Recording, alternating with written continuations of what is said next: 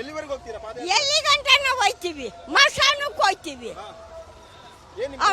ಅವನ್ ಮಸಾನಕ್ಕೆ ಹೋಗ್ತಾ ಕೋನಾಗ ಹಾಕ್ಬಿಟ್ಟು ಬರ್ತೀವಿ. ಅಲ್ಲ, ನಿಮ್ ಭೂಮಿನ ಕಿತ್ಕೊಳ್ದೆ ಬಿಡ್ತಾರ ಈ ಸರ್ಕಾರದವರು? ಕಿತ್ಕೊಳ್ಳಿ ಬರ್ಲಿ, ನಾವೇನ್ ಬಳೆ ತೊಟ್ಕೊಂಡಿಲ್ಲ, ಬಂದ್ಬಿಡಕ್ಕೆ ಕಬ್ಬಣ ಬಳೆ ತಾಕತ್ತಿದ್ರೆ ಬರ್ಲಿ ನಮ್ ಬೀದಿಗೆ. ನಿಮ್ ಭೂಮಿ ಕೊಡ್ತೀರಾ ನೀವು? ಕೊಡಲ್ಲ.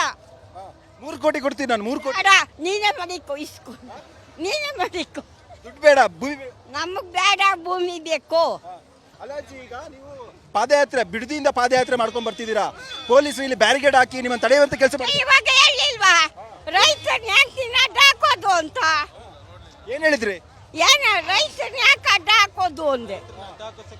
ಅಲ್ಲಾಜಿ, ಈ ವಯಸ್ಸಲ್ಲಿ ನಿಮಗೆ ಸುಸ್ತಾಗಲ್ವಾ ಪಾದಯಾತ್ರೆ ಬಗ್ಗೆ? ಎಷ್ಟು ನಿನ್ನೆ ಕೂಡ ಪಾದಯಾತ್ರೆಗೆ ಬಂದಿದ್ರಾ? ಈಗ ಬೆಂಗಳೂರು ತನಕ ಹೋಗ್ತೀರಾ ಪಾದಯಾತ್ರೆಯಲ್ಲಿ? ಏನ್ ಹೇಳ್ತೀರಾ ಸಿಎಂ ಡಿ ಕೆ ಶಿವಕುಮಾರ್ ಅವರಿಗೆ? ಹೇಳ್ತೀವಿ, ಬಾ ನಮ್ ಭೂಮಿ ಬಿಟ್ಬಿಡು, ಎಲ್ಲ ನಾವು ಹೋಗೋ ನಿನ್ ತೆಗೆದ್ಬಿಟ್ಟಿಗೆಲ್ಲ ಅಲ್ಲೋಗಿ ಮಾಡ್ಕೊ ಅಂತೀವಿ. ಹೋಗ್ಲಿ. ನಿಮ್ಮ ಹೆಸರಜ್ಜೆ? ನನ್ನ ಹೆಸರು ಪಾರ್ವತಮ್ಮ. ಪಾರ್ವತಮ್ಮ, ಓಕೆ. ಪಾರ್ವತಮ್ಮ ಅಂತ ಒಳ್ಳೆ ಹೆಸರು ಇಟ್ಕೊಂಡಿದ್ದೀರಾ ಅಜ್ಜೆ.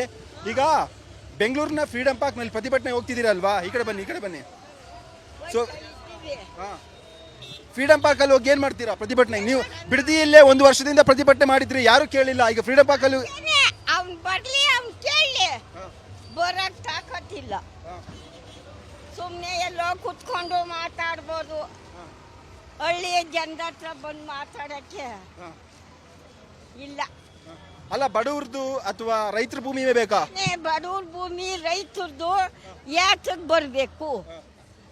ಅವ್ರು ತೊಗರಿ ಸಾವಿರ ಎಕರೆ ಬಿಟ್ಟವನ್ನೆಲ್ಲ ಅದನ್ನ ಮಾರ್ಕೊಂಡು ಕೊಡ್ಲಿ, ಯಾಕ್ಸೋ ಏನೋ ಮಾಡ್ಕೊಳ್ಳಿ. ನಮ್ಮ ಬಡವ್ರ ಭೂಮಿ ಬೇಡ, ನಮ್ಮಂತೆ ಬಿಟ್ಬಿಡ್ಲಿ. ನಿಮ್ ಎಷ್ಟು ಎಕರೆ ಭೂಮಿ ಇದೆ ಅಜ್ಜಿ? 3 ಎಕರೆ.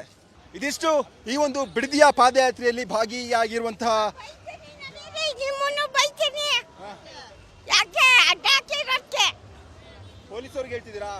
ಅಡ್ಡ ಹಾಕಿರಲ್ಲ ರೈತರನ್ನ, ಯಾಕೆ ನಮ್ಮನ್ನು ಅಟ್ಟೆ ಉರಿಸ್ತಾರ?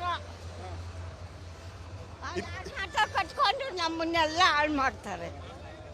ನೋಡಿ, ಪಾರ್ವತಮ್ಮ ಅಂತೇಳಿ ಅಜ್ಜಿ, ಇವ್ರದ್ದು 3 ಎಕರೆ ಭೂಮಿ ಇದೆ ಅಂತೆ. ಸೊ ಬೈರಮಂಗಲದಲ್ಲಿ ನಾನು ಪ್ರತಿ ಬಾರಿ ವರದಿಗೆ ತೆರಳಿದ ಸಂದರ್ಭದಲ್ಲಿ ಈ ಅಜ್ಜಿಯನ್ನ ಮಾತಾಡಿಸ್ತಿದ್ದೆ. ಇವತ್ತು ಅಂದ್ರೆ ನಿನ್ನೆ ಪಾದಯಾತ್ರೆ ಶುರುವಾಗಿದೆ. ಇವತ್ತು BGS ಸರ್ಕಲ್ನಿಂದ ನೇರವಾಗಿ ಬೆಂಗಳೂರಿನತ್ತ ಇವರ ಪಾದಯಾತ್ರೆ ಶುರುವಾಗಿದೆ. ಈ ಒಂದು ಪಾದಯಾತ್ರೆಗೆ ಪೊಲೀಸರು ಕೂಡ ಅಡ್ಡಿ ಹಾಕಿದ್ರು.